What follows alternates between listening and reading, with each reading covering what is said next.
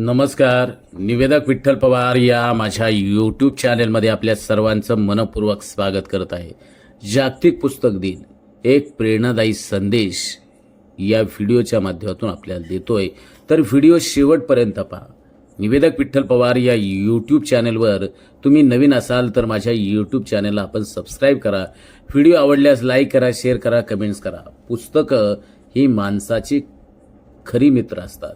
ही ओळ आपण सर्वांनी अनेकदा ऐकलेली, वाचलेली देखील आहे. पण पुस्तकांचं खरं महत्त्व काय आहे हे अनुभवायचं असेल तर एक चांगलं पुस्तक उघडून वाचायला सुरुवात प्रत्येकानं केली पाहिजे.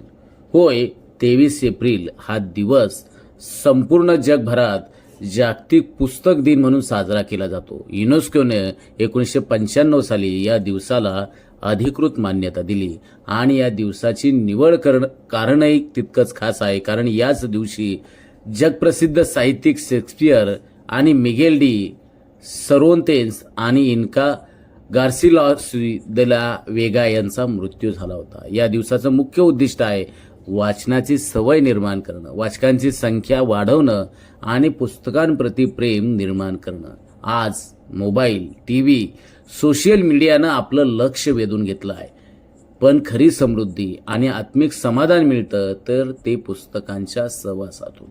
पुस्तकं ही फक्त माहितीच देत नाहीत, तर ती विचार देखील देतात, दृष्टिकोन बदलतात आणि जीवनाचा अर्थ समजावून सांगतात. Bharat Ratna doctor Babasaheb Ambedkar, युगपुरुष Swami Vivekananda, doctor APJ Abdul Kalam या सर्व व्यक्ती पुस्तक प्रेमी होत्या. त्यांची विचारशक्ती, त्यांची दृष्टी आणि त्यांची कृती हे सगळं पुस्तकाचं दान आहे.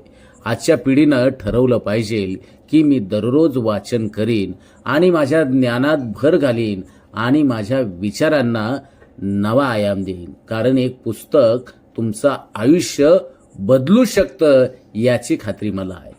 तर चला, या जागतिक पुस्तक दिनी आपण सर्वांनी एक संकल्प करूया, दररोज किमान 15 मिनिटं पुस्तकं वाचण्याचा.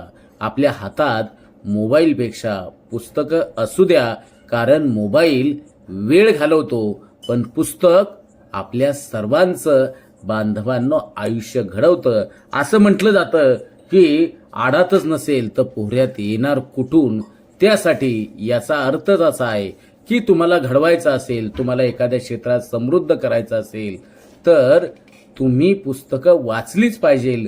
वाचलेली पुस्तकं तुमच्या डोक्यामध्ये ते विचार साठवलेच पाहिजे, आठवलेच पाहिजे आणि योग्य त्यावेळेस वठवलेच पाहिजे.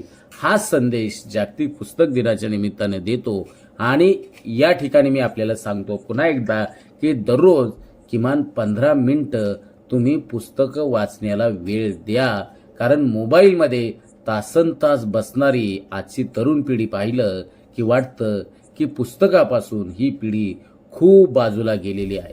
मोबाईलवर प्रचंड वेळ घालवते आणि आज पुस्तकं वाचणाऱ्यांची संख्या कमी होते.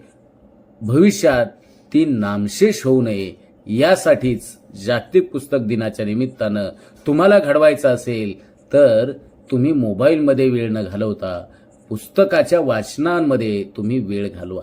धन्यवाद.